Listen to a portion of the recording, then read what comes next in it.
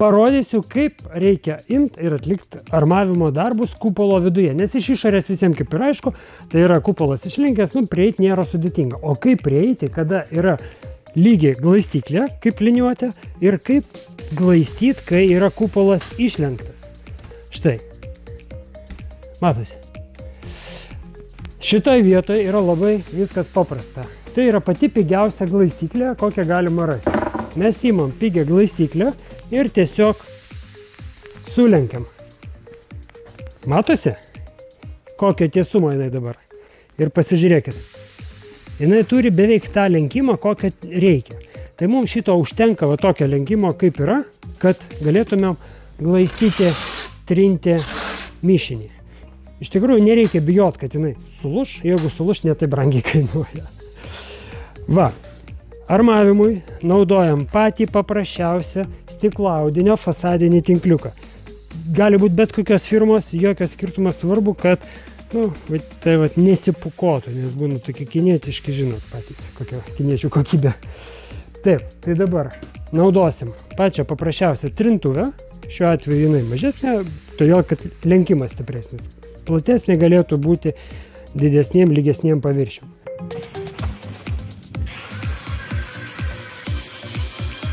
Ir imam tiesiog dedam su improvizuotu šaukštu ir trinam ant paviršiaus. Nieko stebuklingo. Kiek skistokas mišinys. Čia yra pats paprasčiausias armavimo mišinys. Jo net normaliai neišsmaišam. Pirmiausiai imam, tepam taip, kaip išeina ant paviršiaus, o paskui jau padarysim grožį visą.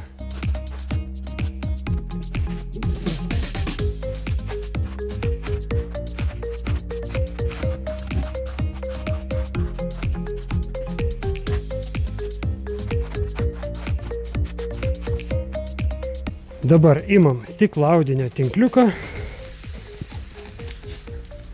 ir dedam jį į savo vietą.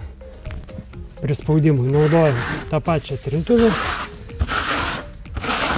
ir nuo centro ištampom tą tinkliuką, kad jis būtų be raukšliukų.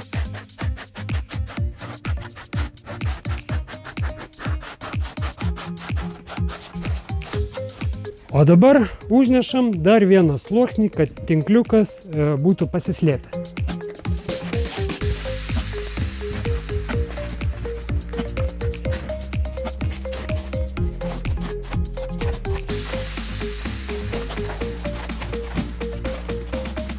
Imam mūsų superinę glaistyklę ir tiesiog išlyginam visą paviršių.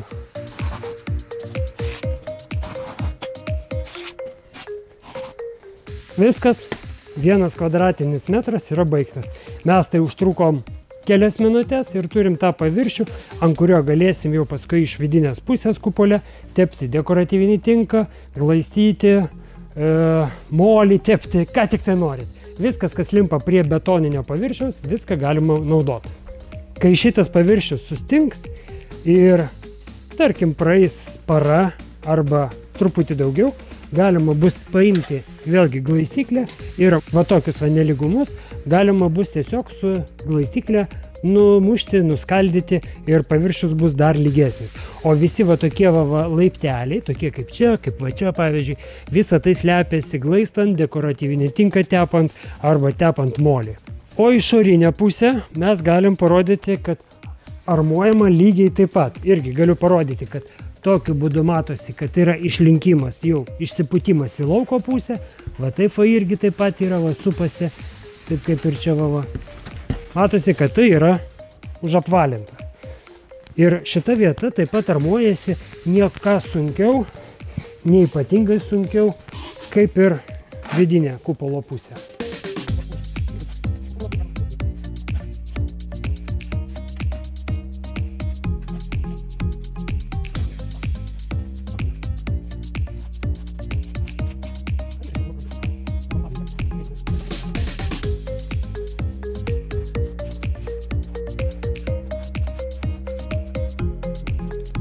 O dabar kaip ir viduje, taip ir iš išorės, užtepus šitą pirmąjį sluoksnį, tiesiog imam ir prispaudžiam tinkliuką. Irgi nuo centro į kraštus geriausia, nes kitu atveju gausis kažkur tai raukšlės. Ir tai būna raukšlės. Tai tada reikia įpjauti toj vietoje ir suglostyti, kad gautųsi tiesiog lygus tvarkingus paviršius.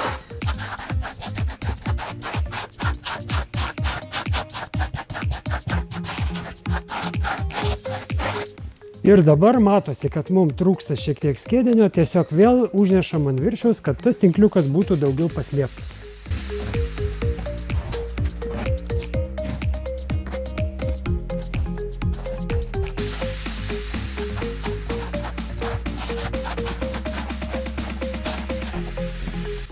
Imame mūsų kreivą išlenktą glaistiklę ir tiesiog galim arba tą pusę, arba tą jau prisitaikyti reikia pagal save. O taip glaistau tik vieną pusę. O jeigu apsukam, glaistau jau plačiau. Vat kaip ir taip ir reikėtų.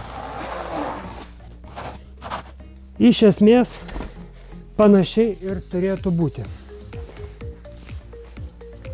Va, lygumas yra toksai.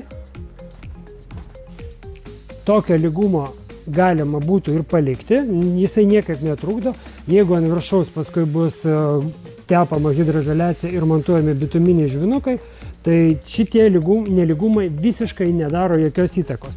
Taip, jeigu tarkim lieka, dabar aš parodysiu, lieka, vat štai tokie, jeigu lieka, tai gerai būtų juos, aišku, išlyginti. Bet jeigu, sakykime, netyčia pastebėjot, vat, kai jau išdžiuvo, tai tiesiog imat glaistiklę arba kokią trintuvę ir numušat tuos didžiuosius šašus, kad būtų tiesiog lygesnis paviršius. Ir viskas, labai paprastai visą tai darosi. Čia, sakyčiau, aišku, yra specialistai, kurie geriau padarys, aš tame nespecialistas, tiesiog rodau taip, kaip galima daryti, neturint patirties. Lygiom sienom, va toksai glaistimas, tinkavimas tikrai netinka, nes paskui tie nelygumai labai negražiai gali atrodyti, bet šiuo atveju labai storai dengs dar bituminiai žvinukai arba čerpelės, tai šitie nelygumai niekaip nesimatys.